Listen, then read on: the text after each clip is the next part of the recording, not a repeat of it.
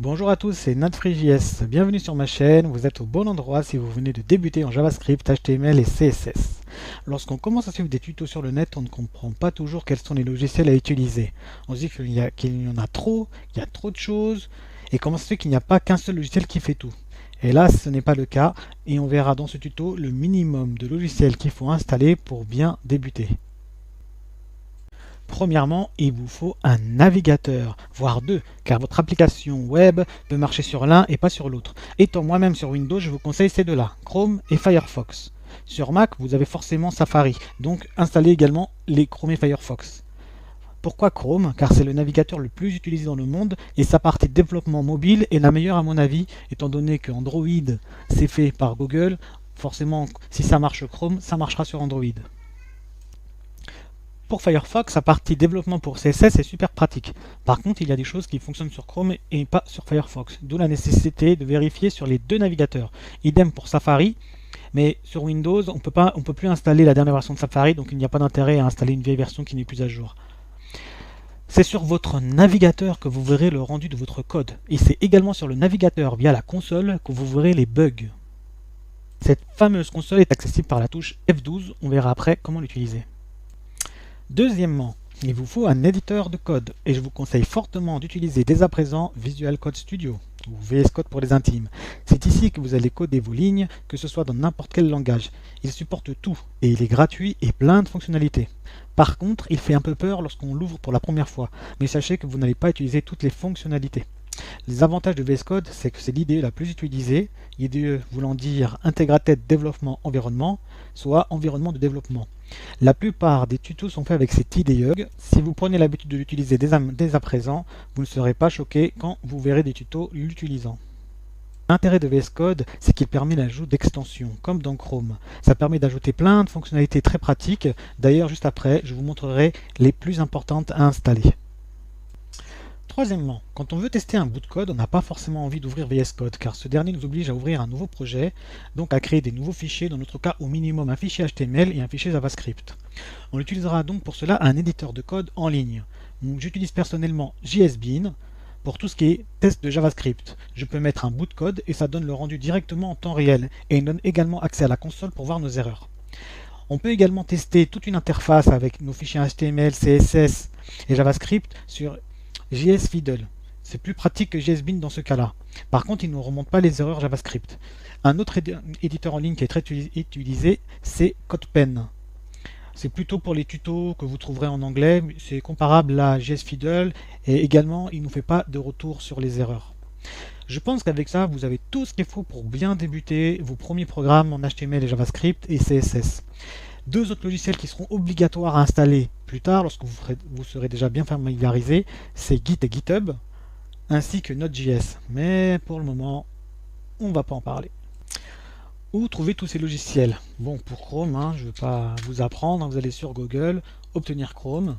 Pour Firefox, ça va être la même chose. Télécharger Firefox. Pour Visual Code, vous écrivez VS Code. Voilà, vous cliquez, ça va vous mettre sur la page de téléchargement, vous faites Download for Windows, ou bien si vous êtes sur Mac, il va vous proposer directement la version Mac. Installez tout cela. Pour JSBean, l'éditeur en ligne, vous écrivez JSBean et voilà comment ça se présente.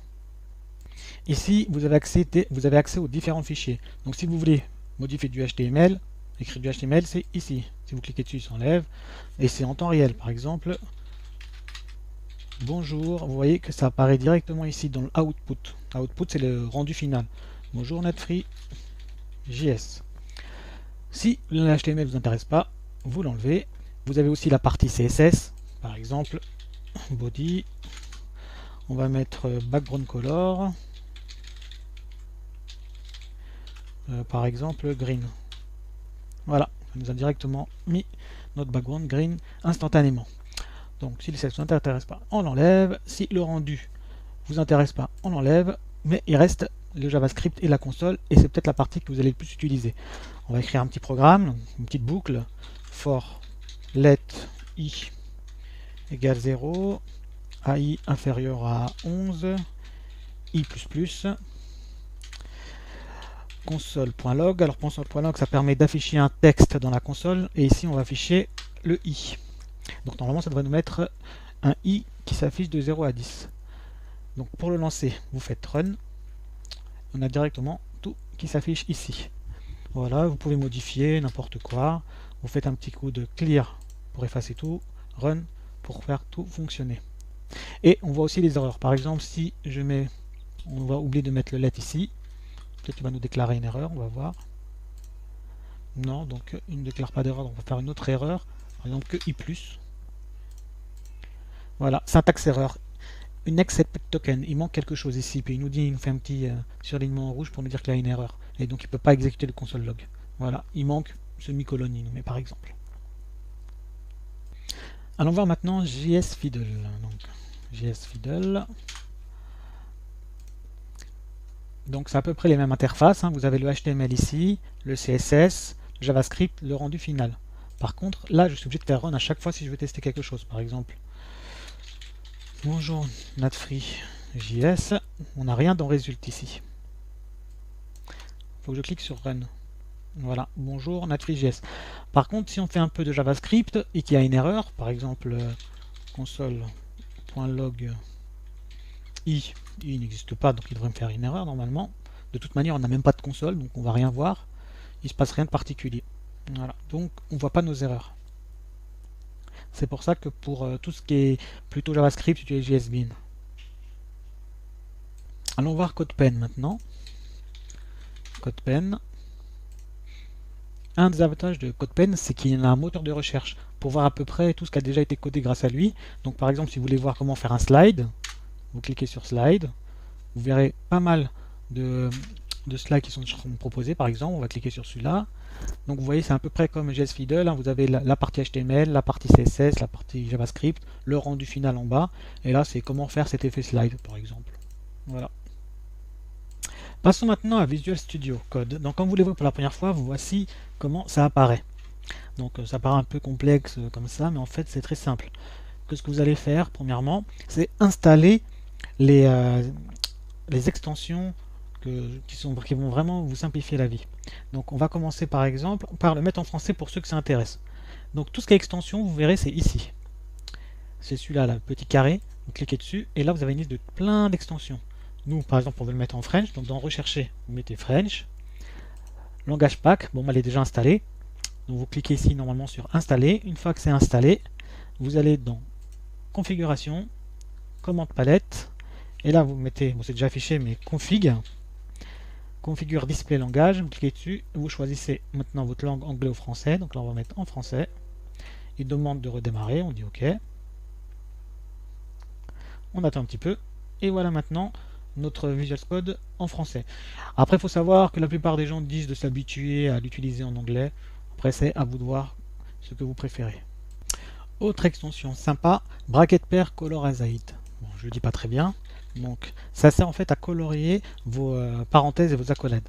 Donc, Bracket Pair, alors il y en a deux. Il y a la version 1 et la version 2. Ben, vous utilisez la version 2. Moi, c'est déjà installé. Bon, normalement, vous cliquez sur Installer. Et qu'est-ce que ça fait?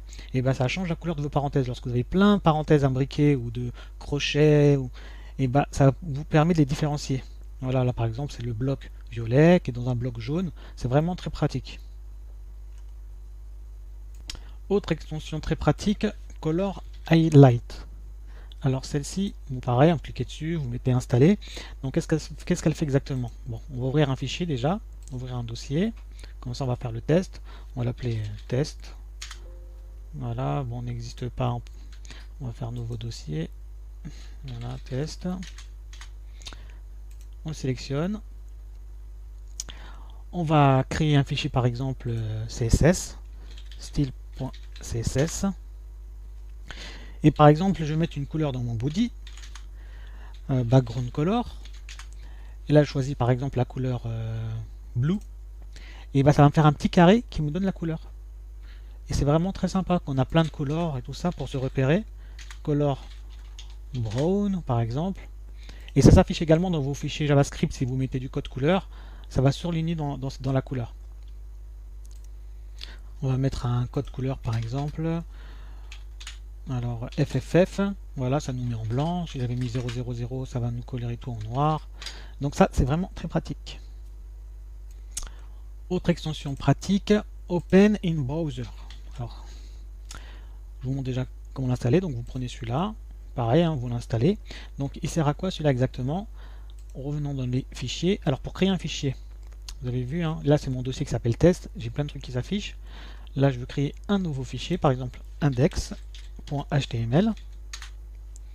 Voilà mon fichier index. Qu'est-ce qu'on va mettre? On va dire bonjour Nader. Voilà, et je vais voir le résultat que ça donne directement dans mon navigateur. Donc je fais juste, bon j'enregistre, je fais un clic droit, et là j'ai Open in Default Browser, donc votre navigateur par défaut, ou bien Open dans des autres navigateurs. Là je clique dessus, il me propose, par exemple j'ouvre dans Google Chrome. Voilà, ça m'ouvre directement ma page HTML dans le navigateur sans aller dans le navigateur et de mettre dans la barre de tâches, dans la barre d'adresse, la référence de mon fichier HTML. Un petit dernier pour la route, mais très important, c'est Live Server. Alors pareil, on va dans les extensions, Live Server, vous prenez le premier qui s'affiche. Alors, je vais vous montrer à quoi il sert. Là par exemple, si je veux changer quelque chose, bonjour tout le monde, j'enregistre, donc pour enregistrer CTRL S, il faut que j'actualise ma page pour voir une différence. Mais avec Live Server, on n'a pas besoin de faire tout ça. Donc on va mettre une vraie page HTML avec les body, head et tout ça, sinon ça marche pas Live Server. On va écrire comment ça va. Ça va, voilà. J'enregistre. Là je fais clic droit et je fais Open with Live Server. Et là, ça va m'ouvrir un vrai serveur avec une adresse. Bon, là, c'est l'adresse locale de mon ordinateur.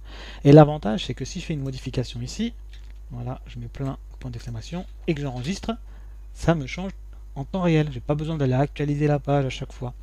Et si je veux couper le serveur, bah, vous faites stop live server et dans ce cas-là, il marche plus. Voilà, là, si j'actualise, ça va me faire une erreur normalement. Voilà, ça tourne dans le vide. Je pense qu'avec ça, vous pouvez bien travailler. Il y a également une extension que beaucoup de gens utilisent, moi je n'utilise pas. Bon, après, c'est à vous de voir. C'est Prettier. Prettier, qu'est-ce qu'il fait en fait? Lorsque vous enregistrez vos fichiers, il va tout vous remettre toutes les balises comme il faut, bien proprement pour que vos codes ils soient jolis. Après, moi j'aime bien mettre mon code un peu comme je veux, mettre les espaces où je veux, donc je n'utilise pas. Mais dans le monde de l'entreprise, vous serez sûrement obligé de l'utiliser. Voilà pour le tuto, j'espère que vous pourrez travailler comme il faut et pas aller chercher les logiciels à droite et à gauche. Je pense que vous avez tout ce qu'il faut pour travailler comme il faut maintenant. Pour plus d'explications sur comment coder sur JavaScript, votre premier Hello World, il y a une vidéo qui suit et sera basée là-dessus. Donc comment faire un Hello World en JavaScript, en HTML et en utilisant notamment Visual Code et vos navigateurs pour voir les erreurs, comment fonctionne la console. Donc vous allez avoir plein d'explications là-dessus. Je vous laisse, à bientôt.